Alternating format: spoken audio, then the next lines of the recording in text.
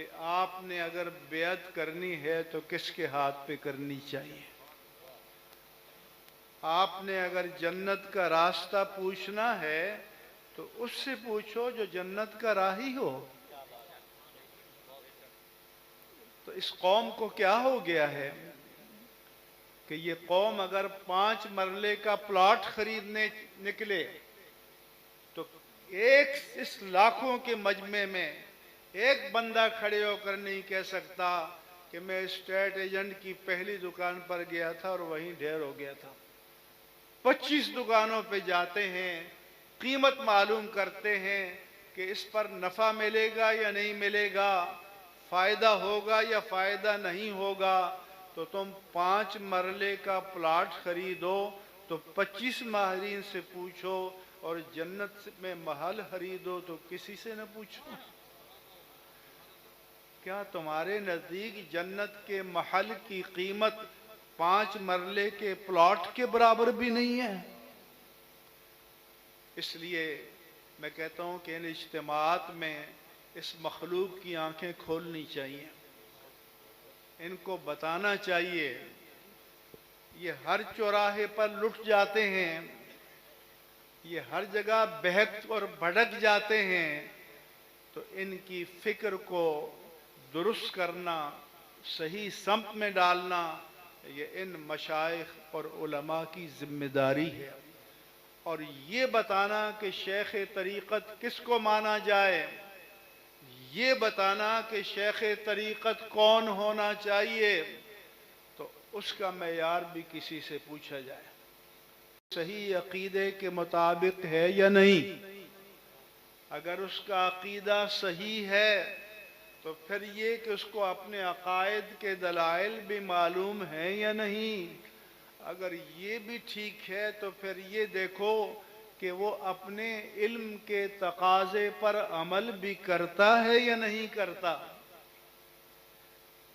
کہ دعوت تو دیتا ہے لیکن اس کا اپنا ظاہر اس دعوت کے مطابق ہے یا نہیں۔ اگر اس میں بھی پاس ہو جائے تو پھر یہ ہے کہ نسبت متصل ہے یا نہیں۔ تو امام اہل سنت نے فرمایا کہ یہ 4 شرطیں جہاں پائی جائیں ان کو شیخ طریقت مانو، ان کو پیر مانو، ان کے ہاتھ پر بیعت کرو، ہر لٹیرے کے ہاتھ پر لٹ مت جایا کرو۔ یہ دین اتنا سستا نہیں ہے، یہ ایمان اتنا سستا نہیں ہے، اتنا بے قدر و بے قیمت نہیں ہے۔ اور یہ راستہ کس نے بتانا ہے؟ ان علماء نے بتانا ہے۔ مجھ سے پوچھا جائے گا، ان سے پوچھا جائے گا کہ انہوں نے اللہ کی مخلوق پر، اللہ کے بندوں پر اللہ کی حجت کو قائم کیا ہے یا نہیں کیا۔ اور اگر یہ اپنے فرائض کو ادا کریں تو مجھے امید ہے کہ پھر ان بھیڑوں کو کوئی شکار نہیں کر سکے گا۔ لیکن اب جو ہو رہا ہے وہ آپ کے سامنے، اہل سنت کے وسائل کہاں جا رہے ہیں؟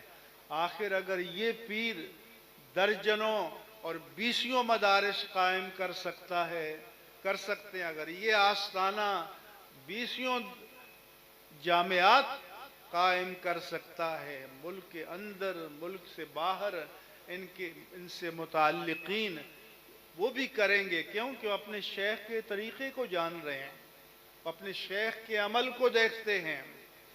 تو پھر لوگوں کو بتاؤ کہ تمہیں اگر طریقت کے راستے پر چلنا ہے تو کہاں جانا چاہیے، کس کے پیچھے جانا چاہیے۔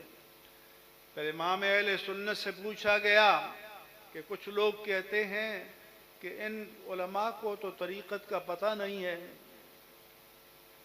تو امام اہل سنت نے لکھا کہ شریعت اصل ہے اور طریقت فرع۔